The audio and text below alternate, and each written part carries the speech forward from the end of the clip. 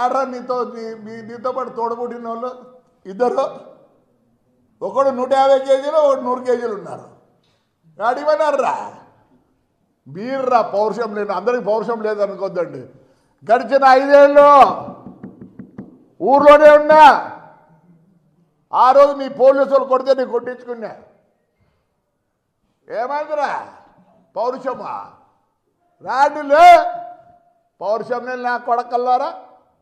రాయలసీమ పౌరుషం గురించి మాట్లాడతారా? ఏమంటే అక్కడ ధర్మవరం వాళ్ళు మంచోళ్ళు, ఏదో అందరు నేసేవాళ్ళు వాళ్ళు ఉన్నారు కానీ నిన్ను ఉండిచ్చినారు. పొద్దున్నొకలు రాయలసీమ పౌరుషం అంటావా? నీకు చీము రక్తం ఉందిరా. చీము రక్తం ఉంటే రమ్మను తాడిపత్రికి రమ్మను రే. వీడు ఏదో చూసుకుంటా అంట, వీడు పెద్దారెడ్డి కానీ ఏదో చూసుకుంటా అంట. ఏం చూసుకుంటా నువ్వు? ఒక్కరోజు మేము ఊరోదల్లే మొత్తం మా ఆస్తి అంతా నాశనం చేసినావు. భయపడలే. పొద్దునకు లేమంటారు, ఒకసారి జైలుకి పోయిస్తే భయం ఉండదంట. 85 రోజులు జైలుకి పోయినా, నా కొడుకు 70 రోజులు పోయినాడు.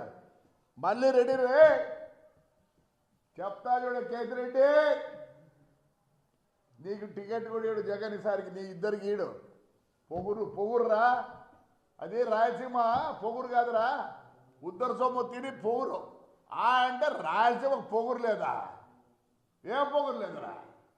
లే ఇరిగేషన్ గురించి మాట్లాడతావు. ఈరోజు ఎందుకు పుట్లూరుకు ఎల్లూరుకు నీళ్ళు రాలే? శైలజానాథ్ కూడా నిన్నేదో మాట్లాడుతాడు. శైలజానాథ్ హాయిగా ఉండు, తంతారు పుట్లూరు వాళ్ళు ఎల్లూరు వాళ్ళు. లేకపోతే గ్రీస్ పెట్టించినావా? నువ్వు లేవులే వైఎస్ఆర్లు, ఇప్పుడు చేరుకున్నావు.